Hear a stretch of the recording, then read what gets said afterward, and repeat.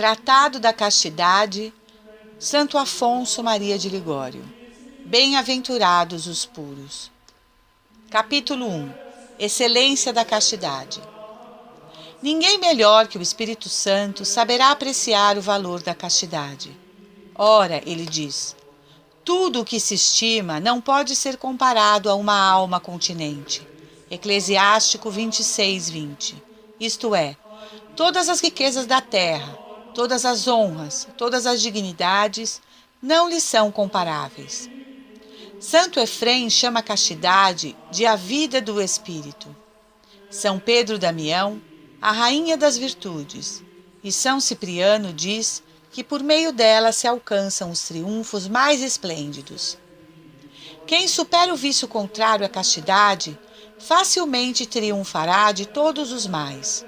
Quem, pelo contrário, se deixa dominar pela impureza, facilmente cairá em muitos outros vícios e far-se-á réu de ódio, injustiça, sacrilégio, etc. A castidade faz do homem um anjo.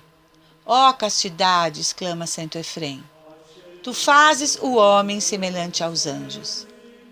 Essa comparação é muito acertada, pois os anjos vivem isentos de todos os deleites carnais, eles são puros por natureza, as almas castas por virtude. Pelo mérito desta virtude, diz Cassiano, assemelham-se os homens aos anjos.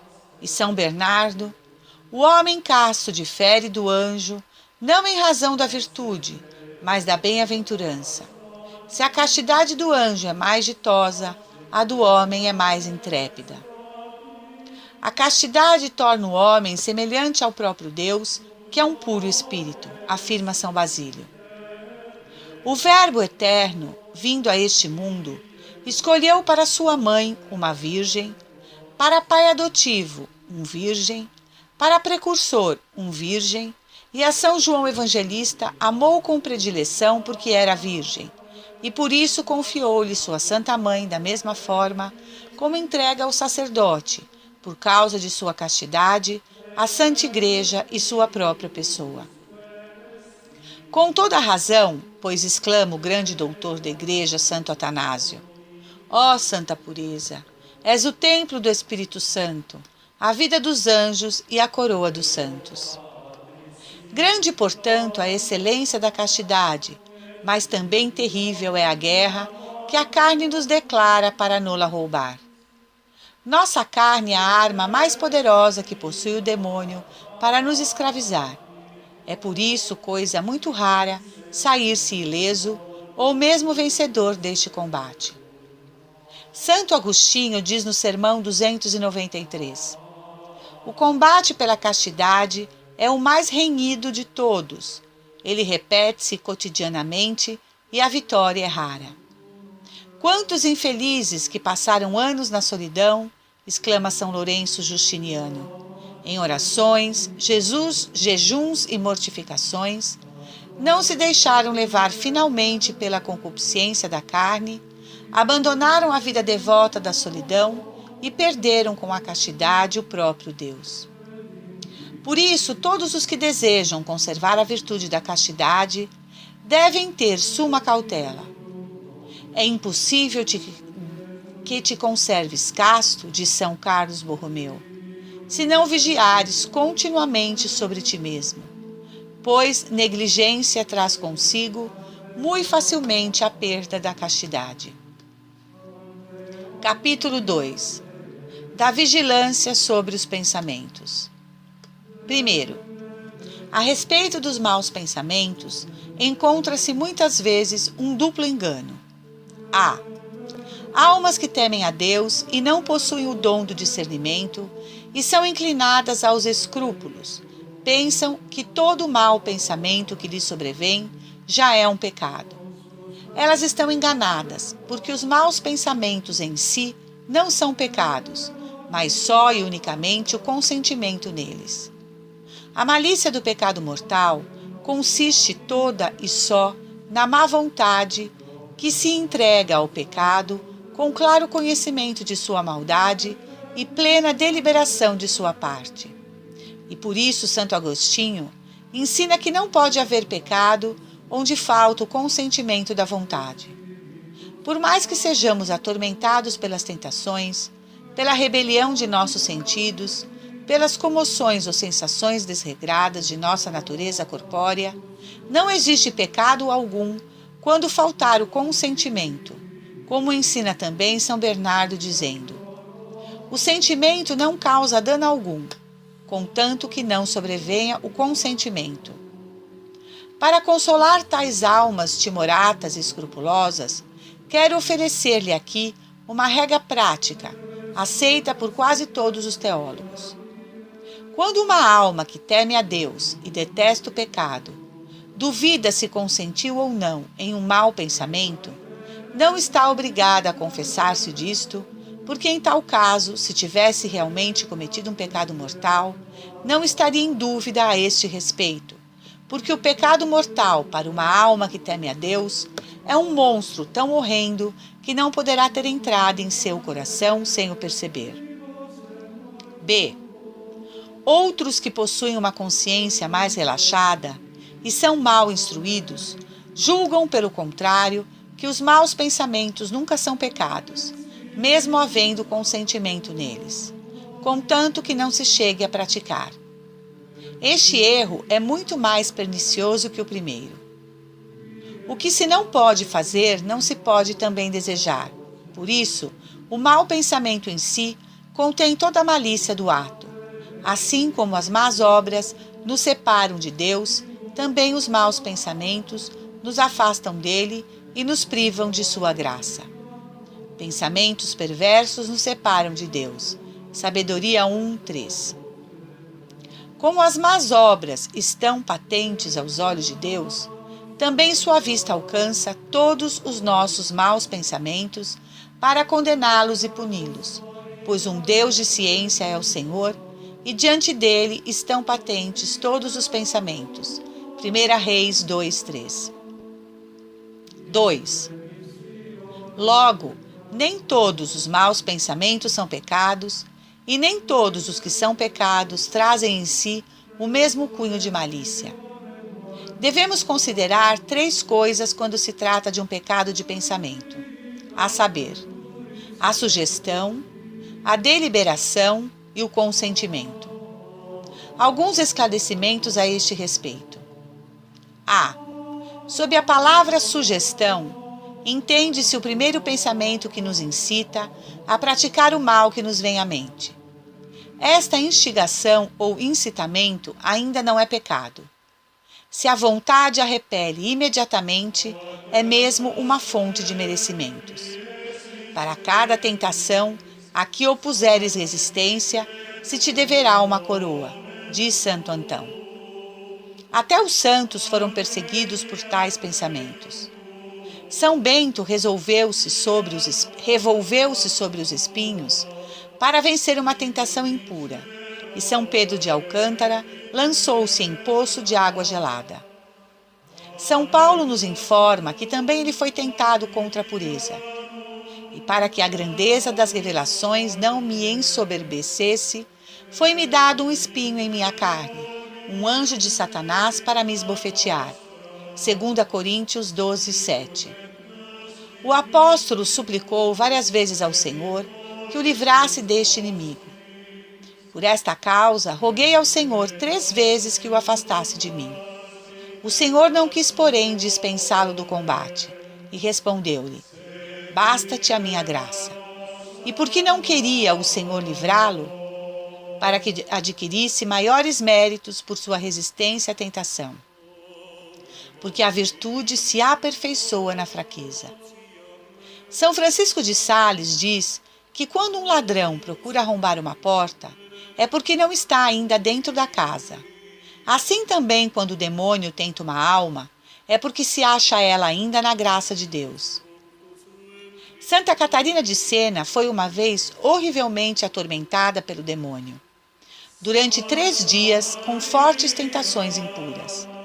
Apareceu-lhe então o Senhor para consolá-la e ela perguntou-lhe: mas onde estiveste, Senhor meu, durante esses 3 dias? Jesus respondeu-lhe: dentro do teu coração dando-te força para resistires à tentação. E o Senhor deu-lhe a conhecer que o seu coração estava, depois da tentação, mais puro que antes. B. A sugestão segue-se à deleitação. Quando nos damos ao trabalho de repelir imediatamente a tentação, sentimos nela uma certa complacência ou prazer que nos vai arrastando ao consentimento. Mesmo então, se a vontade não dá seu assentimento, não há pecado mortal. Quando muito, poderá haver pecado venial. Se, porém, não recorremos então a Deus e não nos esforçamos para resistir à tentação, facilmente nos sentiremos arrastados ao consentimento e perdidos, segundo as palavras de Santo Anselmo. Se não procuramos impedir a deleitação, ela se transformará em consentimento e matará a alma. Uma senhora que tinha fama de santa teve um dia um mau pensamento que não repeliu imediatamente e pecou por pensamento. Por vergonha, deixou de confessar esse pensamento criminoso e morreu. Pouco depois, em estado de pecado. Porque morreu com fama de santidade, mandou o bispo que fosse sepultada em sua própria capela. No dia seguinte, porém, apareceu-lhe ela, toda circundada de fogo, e confessou-lhe, infelizmente já tarde demais, que estava condenada por ter consentido um mau pensamento. Toda a malícia do mau pensamento está, porém, no consentimento. Havendo pleno consentimento, perde-se a graça de Deus e chama-se sobre si a condenação eterna. Quer se tenha o desejo de cometer um pecado determinado, quer se pense ou reflita com prazer no pecado como se o estivesse cometendo. Esta última espécie de pecado chama-se uma deleitação deliberada ou morosa e deve-se distinguir bem da primeira, isto é, do pecado de desejo. 3. Se fores, pois, molestada por tais tentações, alma cristã, não deves perder a coragem, antes animosamente combater, empregando os meios que te vou indicar, e não sucumbirás. A. O primeiro é humilhar-se continuamente diante de Deus. O Senhor castiga muitas vezes os espíritos soberbos, permitindo que caiam em qualquer pecado impuro.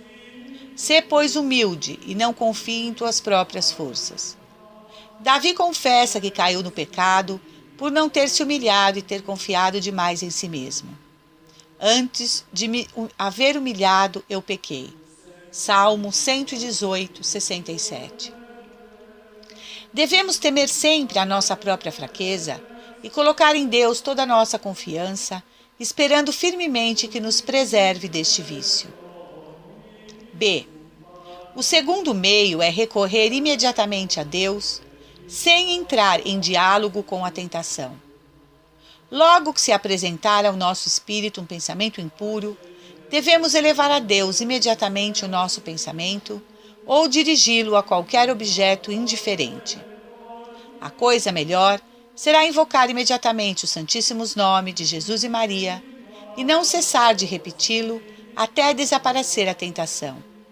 Se ela for muito forte, será bom repetir muitas vezes o seguinte propósito: ó meu Deus, prefiro morrer a vos ofender. Peça-se socorro dizendo: ó meu Jesus, socorrei-me. Maria, assisti-me. Os nomes de Jesus e Maria e José possuem uma força especial para afugentar as tentações do demônio. C. O terceiro meio é a recepção assídua dos sacramentos da confissão e da comunhão. É de suma importância revelar quanto antes ao confessor as tentações impuras. Uma tentação revelada já está meio vencida, de São Felipe Neri. E se alguém teve a infelicidade de consentir em uma tentação, não se demore nenhum instante em se confessar disso. São Felipe Neri livrou um rapaz deste vício, induzindo-o a confessar-se logo depois de cada queda. A Santa Comunhão, está fora de dúvida, confere uma grande força na resistência às tentações desonestas. O sangue de Jesus Cristo que recebemos na Sagrada Comunhão É chamado pelos santos de vinho gerador de virgens. Zacarias 9:17. O vinho natural é um perigo para a castidade. Este vinho celestial é o seu conservador. D. O quarto meio é a devoção à Imaculada Mãe de Deus, que é chamada a Virgem das Virgens. Quantos jovens não se conservaram puros e castos como anjos, devido à devoção à Santíssima Virgem? E. O quinto meio é a fuga da ociosidade. O Espírito Santo diz, Eclesiástico 33:21. A ociosidade ensina muita coisa má, isto é, ensina a cometer muitos pecados. E o profeta Ezequiel 16:49, assevera que foi a ociosidade a causa das abominações e ruína final dos habitantes de Sodoma. Conforme São Bernardo, a ociosidade motivou a queda de Salomão. Por isso, São Jerônimo exorta a rústico que esteja sempre ocupado, para que o demônio não o preocupe com suas tentações. Quem trabalha é tentado por um demônio só. Quem vive ocioso é atacado por uma multidão deles, diz São Boaventura. F. O sexto meio consiste no emprego de todas as precauções exigidas pela prudência, tais como a modéstia dos olhos, a vigilância sobre as inclinações do coração, a fugida das ocasiões perigosas e etc. Capítulo 3. Da modéstia dos olhos. Quase todas as paixões que se revoltam contra nosso espírito têm sua origem na liberdade desenfreada dos olhos, pois os olhares livres são os que despertam em nós, de ordinário, as inclinações desregradas. Fiz um contrato com meus olhos de não cogitar sequer em uma virgem, diz Jó 31:1. Mas por que diz ele de não pensar sequer em uma virgem? Não parece que deveria dizer, fiz um contrato com os olhos de não olhar sequer? Não, ele tem toda a razão de falar assim, porque o pensamento está intimamente ligado ao olhar, não se podendo separar um do outro, e para não ter maus pensamentos, propôs esse santo homem nunca olhar para uma virgem. Santo Agostinho diz, do olhar nasce o pensamento, e do pensamento a concupiscência. Se Eva não tivesse olhado para o fruto proibido, não teria pecado. Ela, porém, achou o gosto e contemplá-lo, parecendo-lhe bom e belo, apanhou-o então e fez-se culpada da desobediência. Aqui vemos como o demônio nos tenta primeiramente a olhar, depois a desejar e finalmente a consentir. Por isso nos assegura São Jerônimo que o demônio só necessita de nosso começo. Dá-se por satisfeito se lhe abrirmos a metade da porta, pois ele saberá conquistar a outra metade. Um olhar voluntário lançado a uma pessoa do outro sexo acende uma faísca infernal que precipita a alma na perdição. As primeiras setas que ferem as almas castas, diz São Bernardo,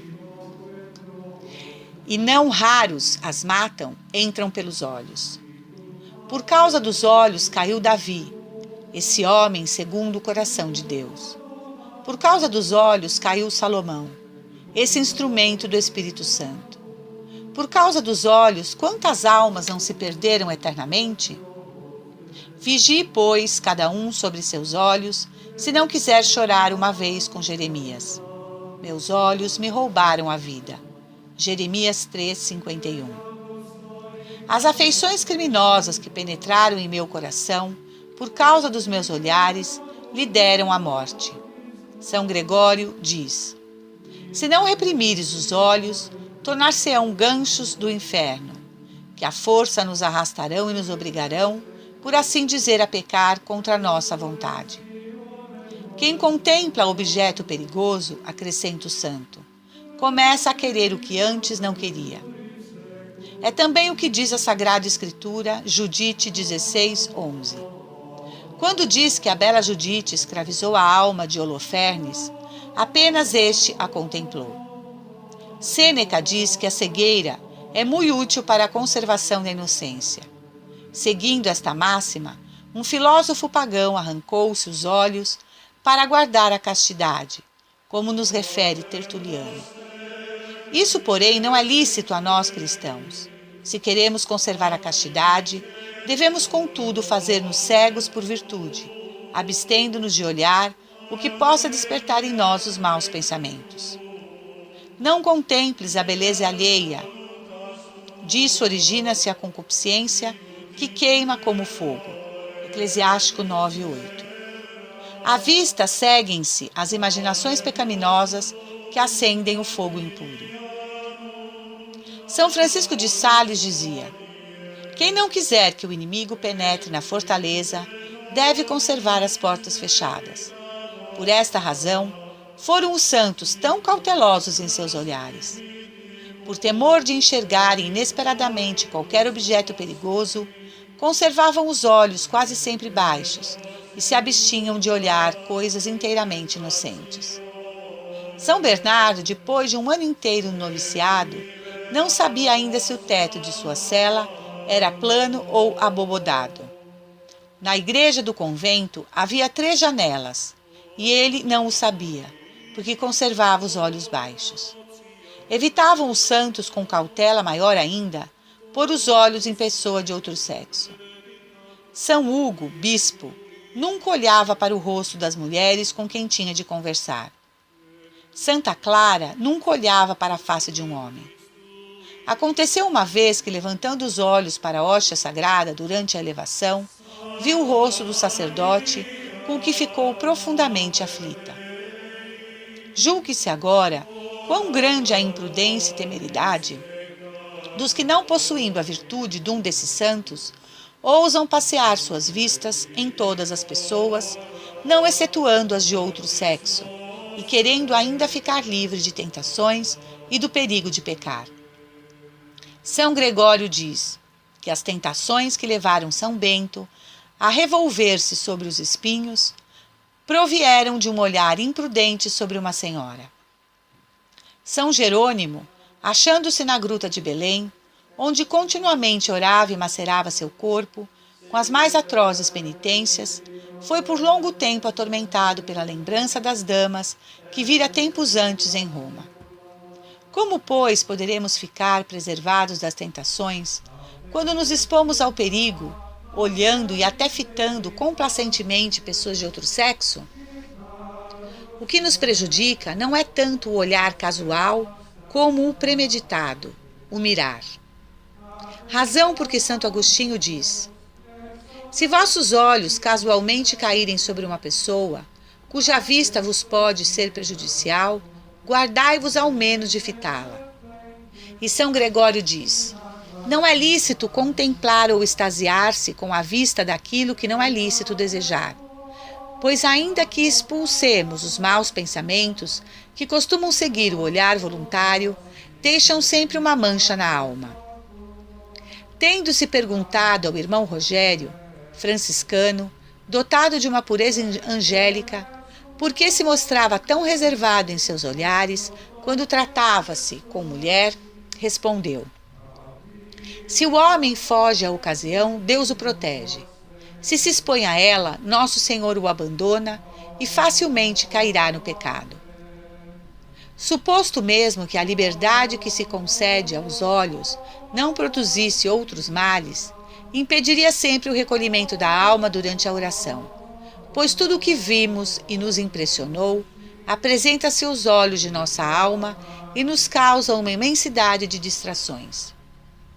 Quem já tem recolhimento de espírito durante a oração, tome muito cuidado para não se ver privado desta graça, dando liberdade a seus olhos. Está fora de dúvida que um cristão que vive sem recolhimento de espírito não pode praticar as virtudes cristãs da humildade, da paciência, da mortificação como deveria. Guardemo-nos, por isso, de olhares curiosos e só olhemos para objetos que elevam para Deus o nosso espírito. Olhos baixos elevam o coração para o céu, dizia São Bernardo. São Gregório Nazianzeno escreve: Onde habita Cristo com seu amor, reina aí a modéstia. Com isso, não quero, porém, dizer que nunca se deve levantar os olhos ou considerar coisa alguma. Pelo contrário, é até bom, às vezes, olhar coisas que elevam o nosso coração para Deus, como santas imagens, prados floridos e etc., já que a beleza dessa criatura nos atrai à contemplação do Criador. Deve-se notar também que a modéstia dos olhos é necessária não só para o nosso próprio bem, como para a edificação do próximo. Só Deus vê o nosso coração. Os homens veem apenas nossas obras externas e ou se edificam ou se escandalizam com elas. Pelo rosto se conhece o homem, diz a Escritura. Eclesiástico 19:26. Isto é, pelo exterior se depreende o que é o homem interiormente. Todo cristão, por isso, deve ser o que era São João Batista, conforme as palavras do Salvador. João 5,35. Uma lâmpada que arde e ilumina. Interiormente deve arder em amor divino. Exteriormente, alumiar pela modéstia a todos os que o veem. Também a nós se podem aplicar as palavras que São Paulo dirigiu a seus discípulos. 1 Coríntios 4:9. Somos o espetáculo dos anjos e dos homens. A vossa modéstia seja conhecida de todos os homens. Filipenses 4:5. Pessoas devotas são observadas pelos anjos e pelos homens, e por isso sua modéstia deve ser notória a todos. Do contrário, deverão dar rigorosas contas a Deus no dia do juízo. Observando a modéstia, edificamos sumamente os outros e os estimulamos à prática da virtude. É célebre o que se conta de São Francisco de Assis. Uma vez deixou ele o convento junto a um companheiro, dizendo que ia pregar. Tendo dado uma volta pela cidade com os olhos baixos, entrou novamente no convento. Mas quando farás o sermão? Perguntou-lhe o companheiro. Já o fiz, respondeu-lhe o santo. Consistiu todo nos resguardo dos olhos, do que demos exemplo ao povo. Santo Ambrósio diz que a modéstia das pessoas virtuosas é uma exortação muito poderosa ao coração dos mundanos. Quão belo não seria se bastasse te apresentares em público para fazeres bem aos outros. De São Bernardino de Sena se conta que mesmo antes de entrar para o convento, bastava só sua presença para pôr fim às conversas livres de seus companheiros. Mal o avistavam, diziam uns para os outros: silêncio, Bernardino vem vindo. E então calavam-se ou começavam a falar de outras coisas. Santo Efrém, segundo o testemunho de São Gregório de Nissa, era tão modesto que já a sua vista estimulava a devoção e não se podia vê-lo sem se sentir levado a se tornar melhor. Mais admirável ainda é o que nos refere Súvio, do santo sacerdote e mártir Luciano. Só por sua modéstia, moveu muitos pagãos a abraçarem a Santa Fé. O imperador Masimiano, que fora disso informado, temendo sentir a sua influência e ser obrigado a converter-se, citou-o à sua presença, mas não quis vê-lo, e sujeitou-o ao interrogatório, ocultando-o às suas vistas por uma cortina estendida entre os dois. Nosso ideal mais perfeito de modéstia foi, porém, o nosso divino Salvador mesmo. Pois, como nota um célebre autor, os evangelistas dizem várias vezes que o Redentor levantou os olhos em certas ocasiões, dando a entender com isso que tinha ordinariamente os olhos baixos.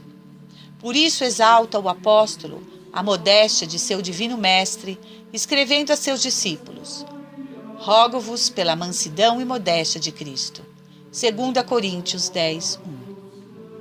Concluo com as palavras de São Basílio a seus monges: se quisermos que nossa alma tenha suas vistas sempre postas no céu, filhos queridos, conservemos nossos olhos sempre voltados para a terra. De manhã ao despertar, devemos já pedir com o profeta: afastai meus olhos, Senhor, para que não vejam a vaidade. Salmo 118, 37. Auxilium Christionorum, ora pro nobis. Louvado seja nosso Senhor Jesus Cristo, salve Maria, viva Cristo Rei. Senhor, dai-nos a fortaleza dos mártires. Em nome do Pai, do Filho e do Espírito Santo. Amém.